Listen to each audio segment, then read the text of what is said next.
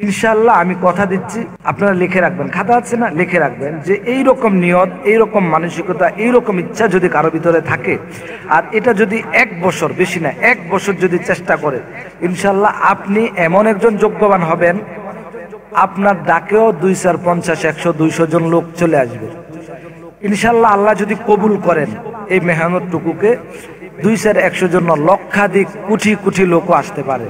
আল্লাহ আমাদেরকে ওই রকম যোগ্যবান হওয়ার তৌফিক দান করে, বলেন আমিন। ত্যাগ বুঝার মাধ্যম সেটা হলো, ধরেন কেউ একজন খুব বড় লোক, অর্থকড়ির অভাব নেই, ইচ্ছা করলে প্রত্যেক দিন বাংলাদেশের সর্বোচ্চ রান্না করে খাওয়া যায়, এটাকে খাসির গোশত বলা হয়, ঠিক না? খাসির উপরে তো মনে গোশত জাতীয় কোনো খাবারের মনে দাম নাই, আছে নাকি? প্রত্যেক দিন ইচ্ছা করলে খাসির গোশত খাইতে পারে, ইচ্ছা করলে প্রত্যেক দিন প্রত্যেক বেলায় একেবারে পর্যাপ্ত পরিমাণ খেয়ে ঘুমিয়ে দিন কাটাতে পারে। কিন্তু সে কি করলো? জ্ঞান শিখার জন্য কোনো একটা প্রতিষ্ঠানে গেল। এখন সে প্রতিষ্ঠানে যাওয়ার পরে পর্যাপ্ত পরিমাণ খাওয়া তার সামর্থ্যে আছে, এই জন্য খাইতে পারলো। কিন্তু প্রতিষ্ঠানে যেহেতু পড়াশোনা করতে হবে, তাহলে পর্যাপ্ত পরিমাণ সে বিশ্রাম আর পাইল না, পাইলো? তার একটু খাওয়ার পরে একটু সময় দিতে হলো পড়ার, কিন্তু বাড়িতে ইচ্ছা করলে থাইকা খায়া করতে পারলো, বিশ্রাম করতে পারলো, হাইসামদ ভর্তি করতে পারলো। পড়াশোনা করতে গেছে, সেখানে কি করলো? খাওয়া পাইলো আছে যেহেতু, কিন্তু ত্যাগ দিছে। কি ত্যাগ দিছে? বিশ্রামকে সে ত্যাগ দিছে। তো বিশ্রামকে ত্যাগ দেওয়ার বদলতে কি পাইছে? সে একটা কিছু অর্জন করতে পারছে, পড়াশোনা শিখতে পারছে। ঠিক এমনই ভাবে আমরা যারা এখানে উপস্থিত হয়েছি, আমরা ইচ্ছা করলে, যেমন আজকের আগের দিনও, গতকালকের আগের দিন, যারা গতকালকে উপস্থিত হয়েছেন, যারা এর আগে উপস্থিত হয়েছেন, যারা আজকে উপস্থিত হয়েছেন, সবার ক্ষেত্রে যে আপনি যখন উপস্থিত হয়েছেন তার আগ মুহূর্ত পর্যন্ত আপনি এমন একটা জায়গায় ছিলেন যেখানে আপনাকে কেউ কিছু বলতে পারতো না, আপনার নিজের ইচ্ছা স্বাধীন হয়তোবা। আর যারা প্রতিষ্ঠানে কর্মে ছিলেন তাদের হিসাব আবার প্রতিষ্ঠান কর্তৃপক্ষ হয়তো অনেক সময় বলতো, অনেক সময় বলতো না। কিন্তু স্টুডেন্ট হইলে, ছাত্র হইলে যে এরকম বাধ্যবাধকতা থাকে, ওস্তাদের অনেক ক্ষেত্রে এরকম থাকে না।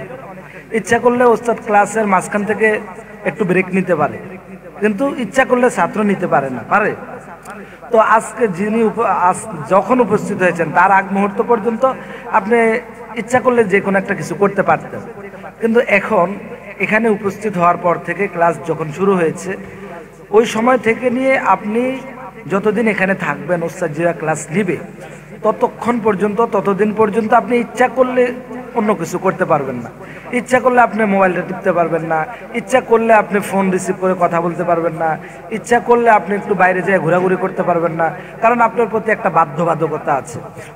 উঠলে ওস্তাদজি কিছু না কিছু বলবে, অনিয়ম করলে ওস্তাদজি আমাকে খারাপ বলবে, আমার সাথে যারা আছে তারা আমাকে খারাপ বলবে, যে এই ছেলেটা অভদ্র, তার মিশার যোগ্যতা নাই, তার করার যোগ্যতা নাই, সে ববগোর, এরকম বলবে না? অনেক কিছুর দিকে তাকিয়ে আমরা কি করি? ইচ্ছা করলে সবকিছু করতে পারি না, বাধ্যবাধকতায় যখন ঢুকি, শিক্ষাঙ্গনে যখন চলে আসি।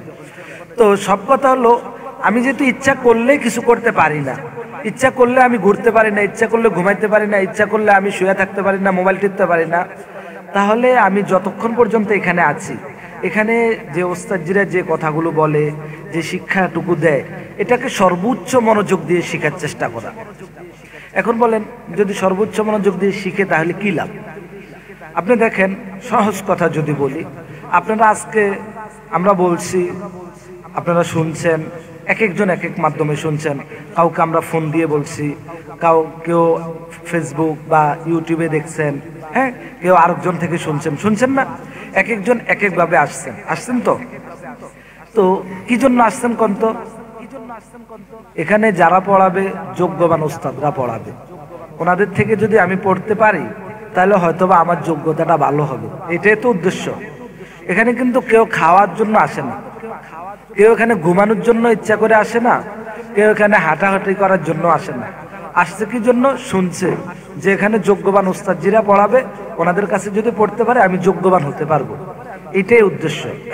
এখন দেখেন, আমি আপনি যদি, আমরা এখানে যারা আছি, আমি আপনি যদি নিজেকে এতটুকু আবার যোগ্যবান করি যে ইনশাআল্লাহ আমিও এরকম যোগ্যবান হব যেন আমার কথা শুনলে এরকম 20 জন 50 জন 100 জন 200 জন লোক আসে।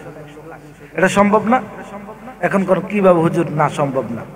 গতকালকে যিনি ক্লাস করেছেন আপনারা সবাই জানেন, হাফেজ জাকারিয়া নামে, ঠিক না? উনি শুধু বাংলাদেশ না, বিশ্বের অনেক জায়গা থেকে তিনি পুরস্কার নিয়ে আসছেন। উনি কি একদিনে এটা সম্ভব হয়েছে? একদিনে? 2 দিন? 1 মাস 15 দিন? দীর্ঘদিন যাবত মেহনত করতে হয়েছে, ঠিক না? আমরা এখানে যারা আছি, আমরাও যদি এখন, আমাদের কিন্তু বয়স চলে গেছে যে তা না। এখন অনেকে এখানে বলবেন যে ওস্তাদ জি, উনি তো ছোটবেলা থেকে শুরু করছে, আমাদের তো বয়স হয়েছে। আপনার কত বয়স হয়েছে? আপনারা দেখেন না কত বয়স্ক লোক, গত বছরও আমি দেখলাম, এর আগের বছর না কোন বছর, একজন 50 বা 55 বছর বয়সী লোক, উনি এসএসসি পরীক্ষা দিচ্ছে। দেখছেন না আপনারা খবরে? তো সম্ভব না?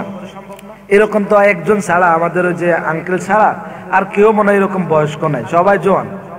এখনো পর্যন্ত আমাদের কিন্তু শিখা সম্ভব, আমাদের এখনো শিখা সম্ভব, এখনো সময় আছে আমাদের।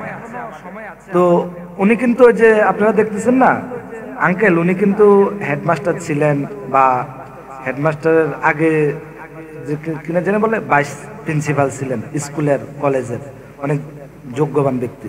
আপনারা ওনার থেকে অনেক কিছু আপনারা হয়তো বা শুনতে পারবেন। তো বয়স মানে যুবক কতটুকু বয়স পর্যন্ত আপনারা জানেন? যুবক বলা হয় কতটুকু বয়স পর্যন্ত? 45 থেকে 50 বছর পর্যন্ত যুবক হিসেবে ধরে, এটা জানেন না? তো আপনাকে কিন্তু 45-50 বছর হয় না, হয়েছে?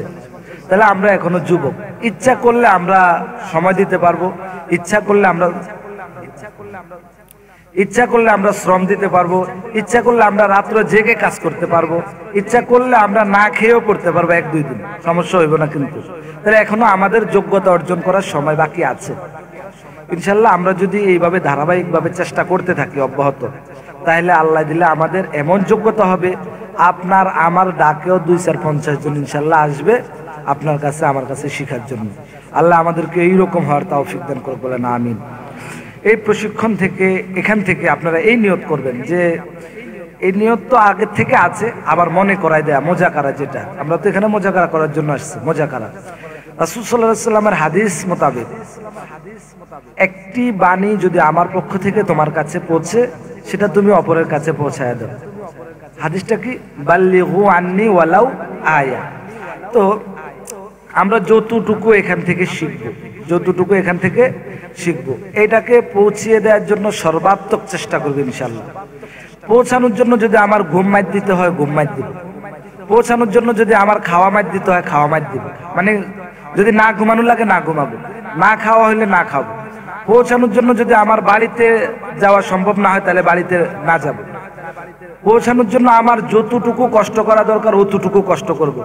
এই নিয়ত যদি করে এখান থেকে যেতে পারেন, আর এটা যদি অব্যাহত রাখতে পারেন, ইনশাআল্লাহ আমি কথা দিচ্ছি, আপনারা লিখে রাখবেন, খাতা আছে না, লিখে রাখবেন যে এইরকম নিয়ত, এইরকম মানসিকতা, এইরকম ইচ্ছা যদি কারো ভিতরে থাকে, আর এটা যদি 1 বছর, বেশি না 1 বছর যদি চেষ্টা করে, ইনশাআল্লাহ আপনি এমন একজন যোগ্যবান হবেন, আপনার ডাকেও 2-4-50-100-200 জন লোক চলে আসবে ইনশাআল্লাহ। আল্লাহ যদি কবুল করেন এই মেহনতটুকুকে, 2-4-100 জন, লক্ষাধিক কোটি কোটি লোকও আসতে পারে।